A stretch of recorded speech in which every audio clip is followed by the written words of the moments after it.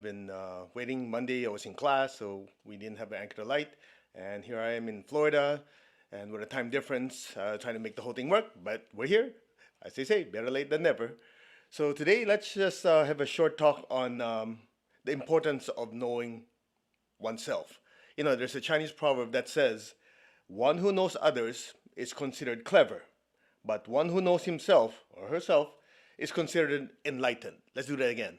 One who knows others is considered clever, but one who knows oneself is considered enlightened.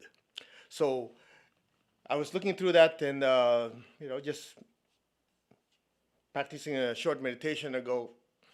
We oftentimes have a tendency to look at other people and say, oh, this guy, he doesn't know what he's doing with his life, or this person has it together. It's easy to look at other people and start giving a commentary, right? And then at some point you go, all right, do I really know myself? If I'm in a similar situation as that person, what would I do? And oftentimes we forget about that we're so busy trying to critique others that we didn't really stand and go, do I have my stuff together? Or there's an American term which is, do I have my stuff together? Also starts with an S, but something else. Some of you know I'm talking about, but we're supposed to not use bad words here. Okay, anyway, so a big part of that always goes back to the fundamental premise, knowing who I am and who's in control of my life. And so before we start, let's ask for blessings to the Divine Supreme God, Divine Father, Mother, to all the spiritual elders, Holy Masters, Saints, Archangels, Holy Angels, and spiritual helpers. Personally, to my teacher, Master Chokok Sri Mahaguji Mailing, we thank you for divine light, divine love. Thank you for your guidance, help, healing, and divine protection. We thank you in full faith. So be it. Okay, so back to the same question. Do we know ourselves? Oftentimes when we do something really dumb, what do we say? I can't believe it. That's not the real me. I don't do stuff like that. Sounds familiar? Or we do something really dumb and we go back and go, I don't know what got over me. That was not me. I'm not normally like that. You heard people say that a lot, right? And I want to make sure that we have the right, what do you call this, perspective here. Oftentimes we do that only when things go wrong. We say, oh, I can't believe it, that's not me, I don't normally, whatever, scream at people, yell at people, or slap someone, right? But when was the last time you said, when I meditated, that was really me? When I showed kindness to someone, that's really me. Get the idea? And it all goes back to, we have a tendency to just want to fix something instead of going back and say, okay, let me start with my center. And what is that center? The center is who's the mover of the body, who's creating these feelings and creating these thoughts. Right? You've heard this lesson probably easily 100 times. And I hope you never get tired of it, because the reason we screw up, probably 99.9% of the time, the reason we have problems in our life is we forget this part. We forget that, oh, I, the spiritual self, is simply using the body to move around the material world. I, the spiritual self, is using the emotion body or the astral body to move around the emotion world, create feelings. I'm the spiritual being, the spiritual self that is creating these thoughts through this machine called the mental body. And I'm the operator. The body, the emotions, and the thoughts are my machines, right? Astral body, mental body, physical body. These are the machines, like my puppets, that allow me to function in these different worlds. And when we are not aware of that, then we have a problem. Because the body has its tendencies, the emotions have their tendencies, the thoughts have their tendencies. What is the tendency of the body? It wants food, it wants pleasure, it wants sex, it wants sleep, it wants a lot of things that gratify the physical body. Nothing wrong with it, that's its nature. Right? What's the nature of the emotions? Emotions want extremes. They want intense. Like the contrast is what keeps the emotional body alive. So if you have people in your life who are very emotional is not the right term. They look at the world substantially through emotions. Then it's like, One day it's great, the other day it's not good. Everything is determined by how they feel that day. That's why you never hear me say, okay, I want you to do this meditation, do when you feel like it.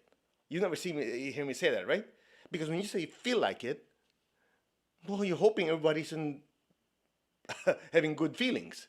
If that day, for whatever reason, things are not doing that great, well, there goes your spiritual practice, gone down the toilet. Because you're basing it something that today's like this, today's like that. It's worse than the stock market, right? That's the nature of emotions. That's why if you ever met people who are quote unquote very emotional, you never know. Today they're gonna be like they love you to death, and the following day they look at you like, "Who are you?" Right? Have you had that experience before? And you go. Of course, people call that bipolar, and there are many names for it. But the whole idea is the nature of emotions is it just moves. It's constantly moving. Is it good? Is it bad? No, it's just what it is. So, but if you let the emotions completely regulate your life or determine what you do every day, then you never know. It's like, okay, today's a good day. Whoop. Oh yeah, still a good day. Whoop. You never know. I know about you, but I want to control the emotions, not the other way around. Same thing with the thoughts. It's the nature of the mind to what? Constantly observe, break things down, compare, and say, oh, this is good, this is bad, he's good looking, he's ugly, she's pretty, she's ugly. The mind is constantly doing that. That's the nature of the mind. That's why some of you go, yeah, I know, I'm trying to meditate, and my mind jumps all over the place. Okay, this is going to sound very harsh, but it is what it is. You allowed it to. We allowed it to. Because you think, okay, oh, I'm thinking of lunch. I had good fun. Oh, I want dinner. Oh, I had a new car. Oh, this person told me that. And before you know it, instead of doing your meditation, what happens? Your mind's jumping all over the place. That's why, in order to prevent that from happening in our meditation, we have many tools. One is using the breath. That is the most common one people use. And you also have mantras. Mantras is what? Words to protect the mind. I think tra is protect in Sanskrit, I was told. So mantra is using something to protect the mind. Make sense? And the whole idea here is you can only think of one thing at a time, at least most people.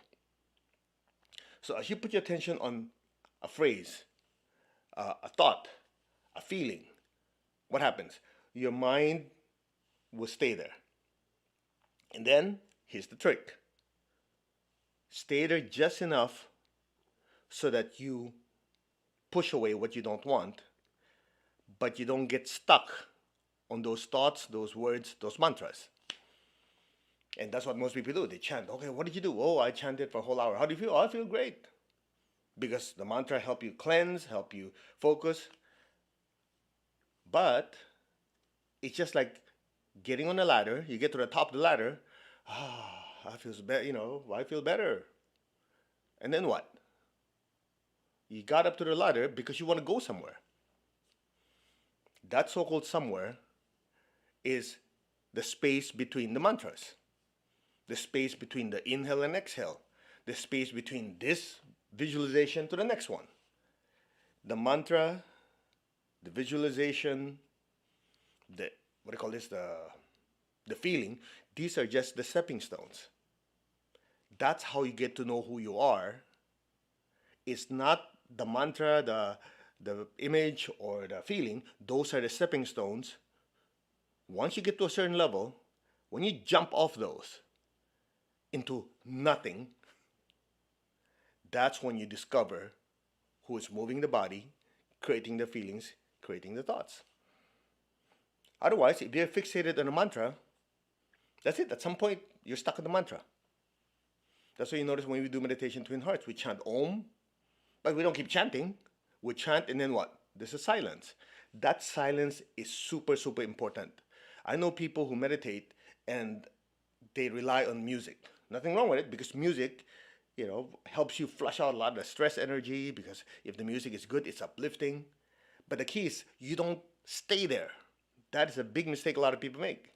Oh, the music feels good. I'm already there. Okay, end of meditation. Then at some point you rely on that music to experience who you are. So if the music is not around, you're screwed. Make sense? It's just the way my teacher explained it. You're gonna go sightseeing. You ride this shuttle all the way to the top of the mountain, because when you top the top of the mountain and you walk out, there's a great scenery. But if you get to the top of the mountain, you never get out of the shuttle. No sightseeing. All you see is the inside of your shuttle. Make sense? Okay, just make sure everybody's with me so far. So this silence part is important. Some people, they can't stand it. They can't stand it when there's quiet. They also have to have music playing, this here playing. Again, nothing wrong with it. I'm not criticizing. But if you truly want to experience who you are, you need that silence, because silence is the first step of nothingness auditorily. Write it down. What did I say? Silence is the first nothingness auditorily. The other nothingness is when your eyes are closed, the room is dark. Make sense? So that you're having less and less input from your body, your your senses. So when you have less input there, then you have nothing to grasp onto, grab onto. Let's just use the ordinary English. Make sense? So you're not stuck with a word, you're not stuck with a mantra, you're not stuck with a music, you're not stuck with an image. Because those are just stepping stones to get to who you are, which is nothingness. It's interesting, in Hebrew, that nothingness is ein. Right? Of course, you're asking a Chinese guy to speak Hebrew, so if I don't get it right in my accent, my apologies. Ein or ein. It's interesting, if you flip the letters a little bit, ani is I. Ani, I. Ein, ein. You just flip, like that last two, if it's in English, you flip it around. Ani and ein is just two letters. Let's say ani is A-N-I. Just put it in English.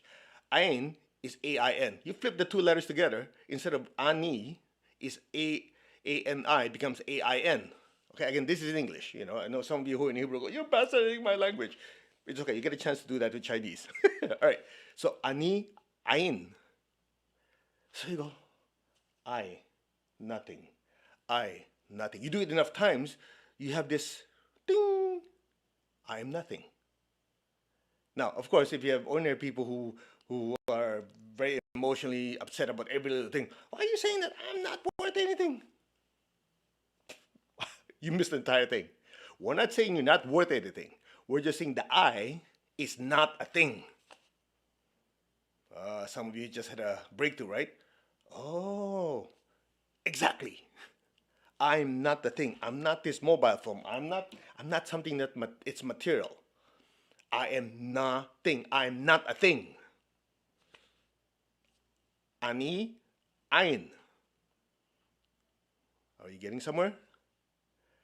So we go back to the fact that if you don't know yourself, what happens? You might know everybody else, but it's so superficial. Because, okay, this person is this person that.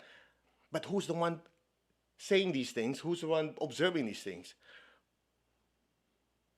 That's why I think in Sun Tzu said something about battle. I don't have the exact quote here. It's something like, one who knows the enemy and the opponent and oneself will win X amount of battles.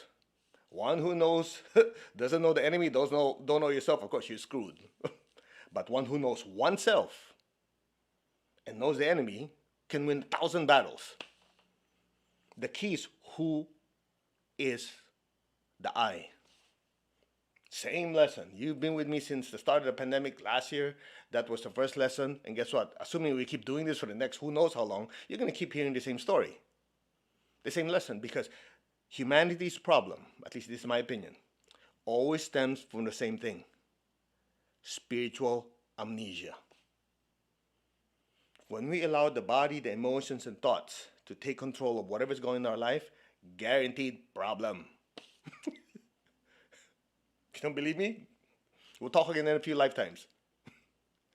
That's why I love using that metaphor of the charioteer with the 3 horses. Some of you go, oh, okay, that horsing thing again. Yeah, well, you're going to keep hearing it. Because until your life is perfect, you're going to keep hearing it. Because mine ain't, so that helps me. As I remind you, it reminds me. You have a physical horse, you have an emotional horse, and a mental horse. You're the charioteer, where you go. It's dependent on how well those are trained and how well you control them. When you do our meditation spiritual practice, we step back and observe. Ah, okay, the emotions, the body, and thoughts are just simply like the instruments or the vehicles or something pulling my cart, my chariot. The I is the chariot. I'm the one directing which one goes. So when that happens, you have stillness. And how do you get there? Meditating on nothingness. Meditating on nothingness. Make sense? Nothingness, because there's nothing for you to grasp. So you're stuck with what? Well, if I'm not this body, what am I? If I'm not any of these feelings, what am I? If not any of my thoughts, what am I? So you keep asking and keep inquiring about that what. At some point, you go, I'm nothing. I'm not a thing. So what am I? I'm pure consciousness. What is that made of? It's not metal, it's not plastic, it's not an emotion. What is it? Nothing. So the only thing you can come up with is just pure energy, but with no mass. Because traditionally, energy has mass. Energy, remember Einstein is equal to mc squared? Traditional energy can be converted to mass. Mass can be converted to energy. But this energy we're talking about has nothing. No mass. Now let's put the whole thing together, then we'll meditate. That's why that Chinese proverb goes beyond, it says, I'll read it to you, make sure I don't mess it up. One who knows others is considered clever. But one who knows oneself is considered enlightened. Let's dwell on the word enlightened. Enlightened could mean many things. You talk to people, what do you mean by enlightened? Oh, just, I'm now avatar or whatever. Okay, how about the other person? Oh, enlightened means I know something. Okay, let's make it simple, shall we? The root word is light. So, if you have this energy with no mass, according to physics, the closest thing to that is light. Photons don't have mass, and it travels at a certain 186,000 miles per hour. Per second. Sorry. Right? So the only thing you can think of is, well, the closest thing I can think of that who I am, I don't have mass. I'm nothing. So the closest thing that my scientific mind could grasp is light. So you are a being of light, radiating in every direction. Your consciousness could be there, anywhere you like. That's that. So when you know other people, okay, you're smart. But to truly know oneself, one's true essence, I am nothing, not a thing, no mass, but has consciousness and radiates, the closest thing we can have to that is light. Hence, enlightenment. So one who knows oneself is considered enlightened.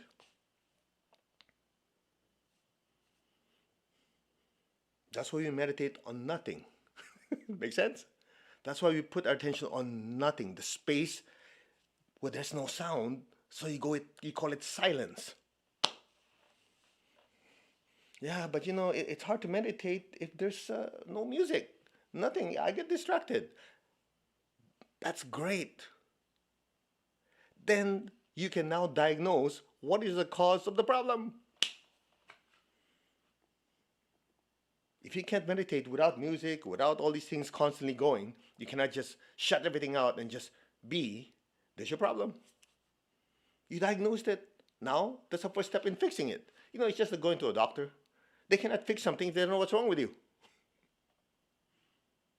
So what is it then? So if you can't have silence, your mind constantly needs something, that means you're trapped either with your physical body needing to have a certain condition, or your emotional and mental vehicles or instruments constantly to grab onto something. And that is what you're defining yourself with. So if you can say, I don't have to feel anything, I'm just here. That means the emotional body doesn't have any power of the I. If your mind constantly have to think of something and music has to be playing, so you have to be distracted, that means you lost control of your mind. I'm not saying you're out of your mind, okay? Never said that. But that means the mind controls you because it needs to have that music so that your emotions, your mind has to, your mental faculty has to be holding on to something. Oh, okay, now I can do something. And so when you let go of those, ah, but what you don't realize is when you let go of those, then you get to know who you are. How much is that worth to you? Make sense? Oh, it's interesting. I shared this with a lot of you, and then after this, we'll meditate, okay? A few years ago, I had to give a talk at Goldman Sachs, the financial conglomerate. And, you have all these people, millionaires, billionaires, and people in the financial industry. And I was there to give a talk on spiritual practice and meditation. Imagine the talk about opposite sides of the spectrum. And we just guided them in simple meditation, breathing, putting your attention in the space between the thought. Most of them, imagine this guy's like, yeah, man, let's get it. They're like, someone probably has something dripping down, gone. And all I did was, what do I do with you guys? Either through breathing, through Twin Hearts meditation, or just moving awareness away from your senses. Initially, I played music because, they're so like this, so you need the music to kind of, all right, loosen up. And then after I shut the music down, they were gone. Do you really think that all these yogis and monks that meditate in the cave, they have their boombox with them? Oh, well, I'm going to a cave to meditate. Let me make sure I have my speaker system. I have my big screen TV. No, they have nothing. Because they're there to experience nothing. Pure energy. So when I was there at the Goldman Sachs, I was telling them about the soul. It's called alma in Spanish, atma in Sanskrit, and in Italian it's anima. I remember this Jewish couple came up to me afterwards and go, it's interesting in Hebrew, ani is I, ma is what? I go, what do you mean? Yeah, when you say anima like in Sanskrit, if we were to translate in Hebrew, anima means I am what? It's like in the, what do you call this, Sanskrit tradition, you go soham, I am that. I am that is like I am that spiritual self. I am that energy, right? I'm that soul. So if you say anima and you say in Hebrew, one way to look at it is like you're constantly inquiring, I'm what? I'm what? I'm not these physical sensations because I was around before them. I'm not these feelings because I had them before I experienced them. I am around before these thoughts of good or bad stuff came up. So I'm what? You come up with the same conclusion, just like in Sanskrit. I'm that. Okay, I'm what? I'm what? I'm not body. I'm not the body. I'm not any emotion. I'm not any of these. So I'm what? When you don't have anything else to grasp onto, you're left with nothing. So yogi says, Soham, I am that. Boom, expansion. So expansion of consciousness, which is a buzzword in spirituality, believe it or not, is nothing more than removing the container temporarily so you can experience that you are a being that radiates in every direction. That's why it's called expansion of consciousness. Instead of being in a box, which is your body, emotions, and thoughts, you temporarily remove the box, suddenly you're everywhere. That's why sometimes when you're meditating, you go, I don't feel my butt in the chair. It almost feels like I'm there, I'm there, I'm there, I'm there, I'm everywhere. Well, if you light a match, where does that light radiate? Everywhere. Now you have a glimpse of it. That's why some of you are meditating, you see galaxies, you see stars, you see empty space, and suddenly brilliant blinding light, and then come back and go, no, I don't want to. Because you are able to experience who you really are, even for a small amount of time.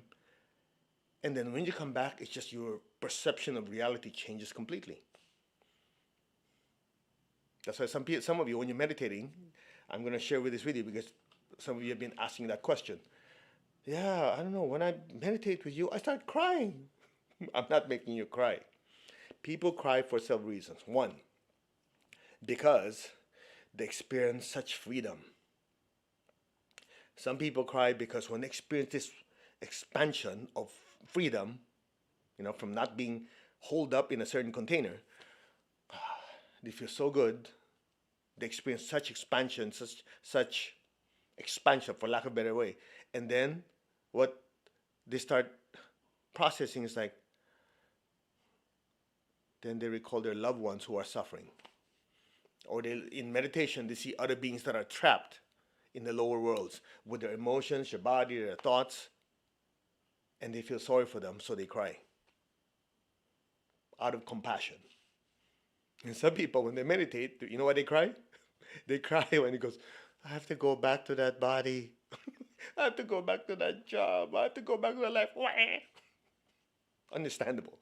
But listen carefully. You have to go back. You know why? Because meditation just allows you to realize who you are. And so when you go back to your everyday waking existence, it empowers you to keep that expansion of awareness so you can better understand other people and be able to serve others and help with the transformation of the earth. That's it. Okay? So I hope that this little lesson today was able to help you guys. I know I'm in a hotel, not exactly the most, spiritual holy place in the temple or whatever, but look at it this way. Even if I'm in a temple, I'm in a cave, that is simply the physical environment. The spiritual self is beyond the physical environment. Shall we? To the Divine Supreme One, Divine Father, Mother, to all the spiritual elders, holy masters, saints, archangels, holy angels, and spiritual helpers, to my beloved teacher, Master Chokhok Sui Mahagu Jameling, we thank you for divine light, love, guidance, help, healing, and divine protection. We thank you. So be it. Okay, we'll do a short meditation, twin hearts. Take your left hand, tap your heart center. Take your right hand, tap your crown. Raise your hand like this. Imagine the earth in front of you, the size of a little globe or a little ball. Just say our hearts are one, our souls are one, our spirits are one. There's only oneness. So be aware of your heart and hands. Fill the earth with beautiful pink light. Start with your family. Fill them with beautiful pink light. Your relatives, your friends, the people you work with. Let that love just spread throughout the entire earth. Lord, make me an instrument of your peace. Wherever there's hatred anywhere in the world, within me, outside of me, in my family, my loved ones, friends, relatives, people I work with, anywhere, let me sow unconditional love. Let my soul be filled with love and kindness. Peace, love, and kindness. Where there's injury, let me sow pardon and forgiveness. Where there's doubt, let me sow faith. Where there's despair, let me sow hope. Just recall people who are going through tough times in their life. Some people, physical health issues, financial challenges, relationship challenges. Some of them have mental, emotional issues. Visualize their lives turning around. Fill them with beautiful pink light, blessing them with hope and with faith in a better life. So be it. So be it. Where there's darkness, let me sow light. Darkness is the absence of spiritual light. The ignorance that all of us are beings of divine light. So bless every person, every being on earth with spiritual realization, knowing that they are beings of light. So be it. So be it.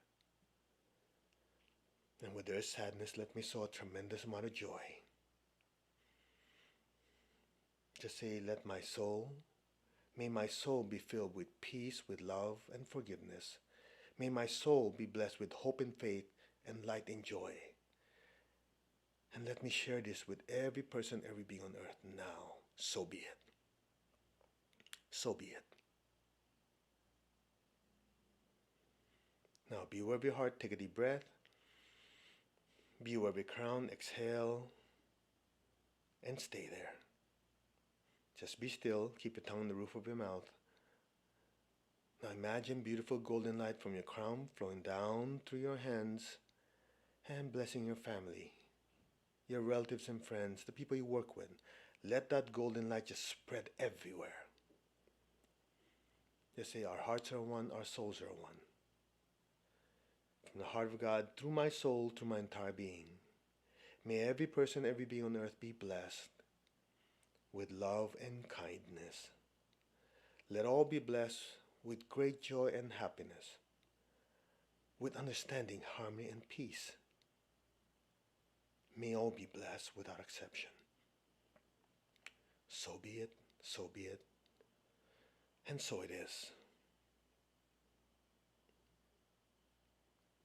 Now, just gently be aware of your heart, your crown.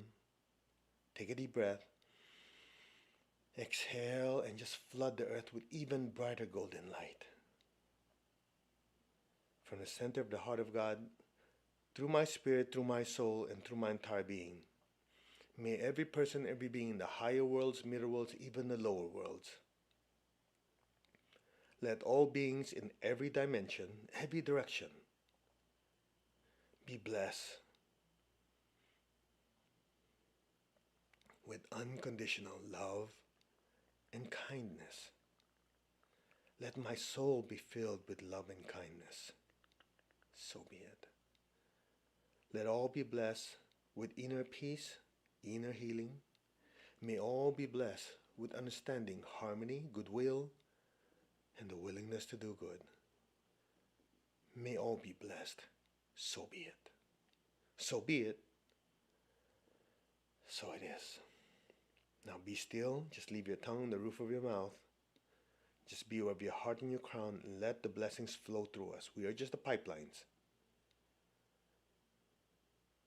Just channel it to your family, all of them. Your relatives and friends, all of them. People you work with. Let it spread to the city, the state, the country. Let it spread throughout the entire earth. Let it spread to the inner worlds and the outer worlds. May all beings in every dimension be blessed with divine light, divine love, and divine power. So be it. So be it. So be it. Just be still. Just be still. May all be blessed. Now gently lower your hands on your lap. Keep your eyes closed. Keep your tongue on the roof of your mouth. Now imagine a beautiful golden flame just floating above your head. Just a beautiful golden light. Be aware of the love within your heart. Send a stream of love from your heart up to the crown and into that golden light. And stay there. And listen.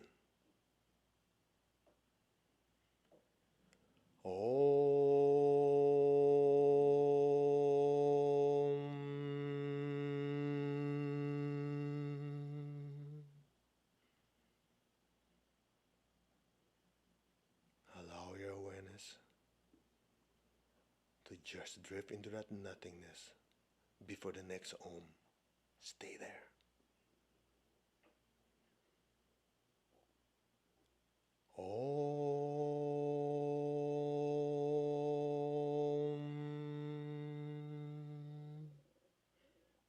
Just be still. Just leave your awareness in that nothingness.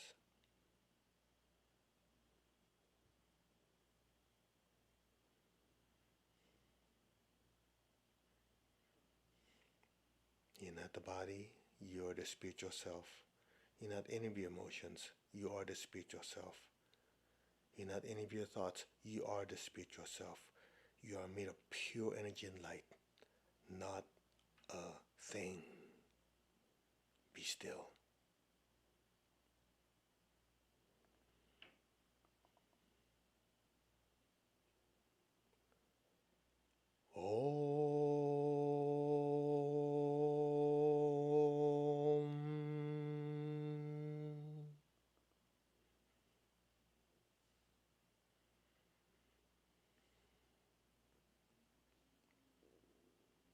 Allow your awareness to just drift deeper and deeper into that nothingness. Any sound, any noise you hear will just allow you to gently go deeper and deeper into your pure self, just energy. Let go, and just let things be now.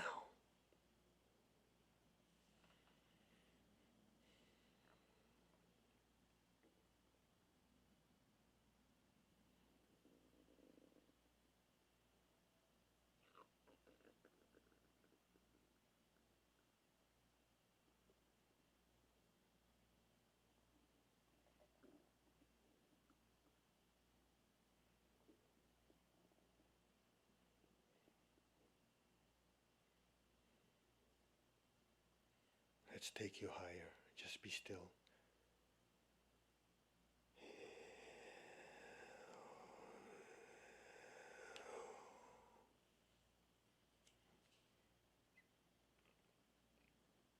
Let go.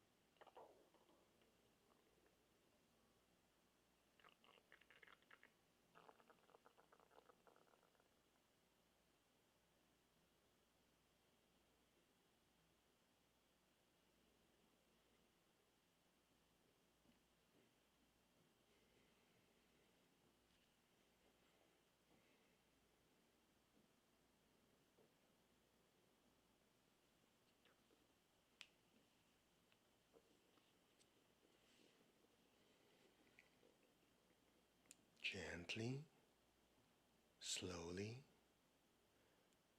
very gently and slowly,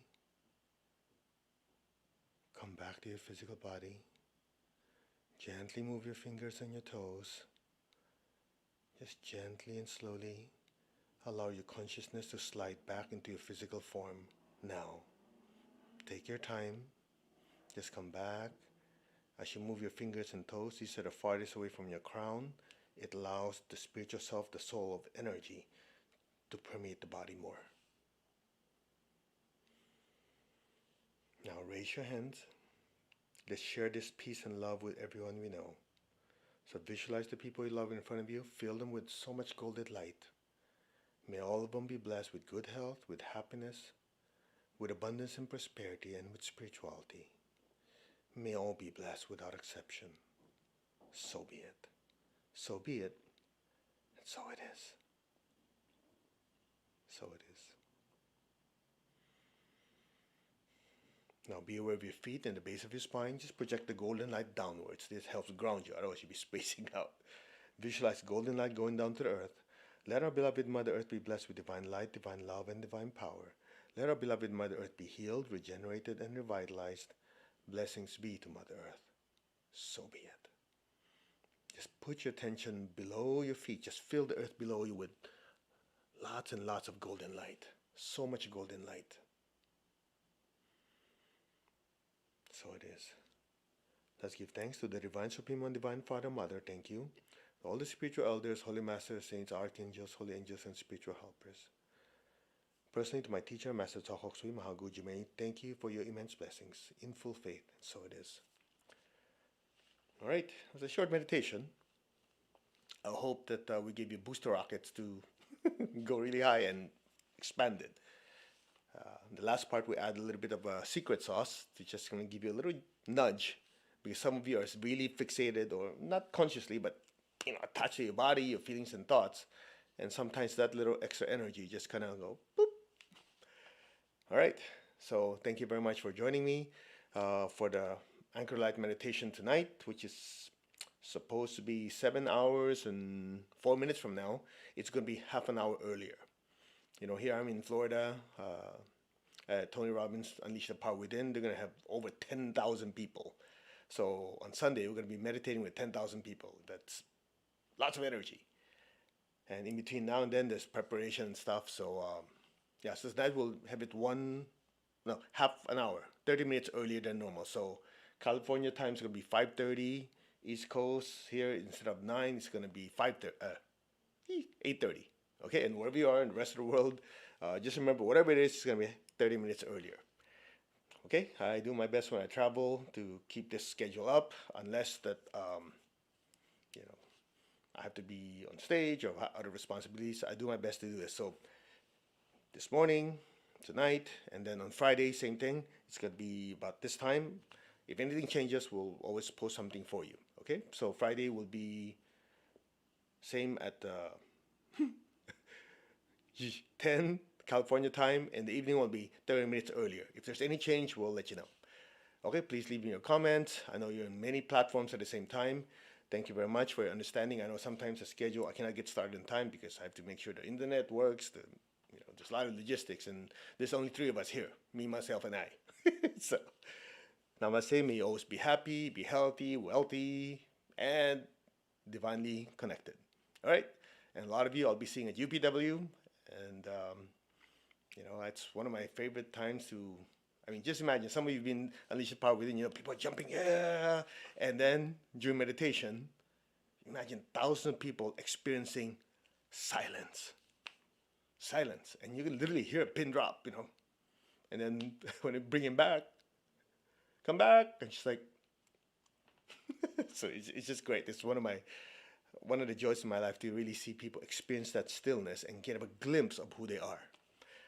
Namaste. You all take care, and we will see you later this afternoon or tonight. God bless. Take care.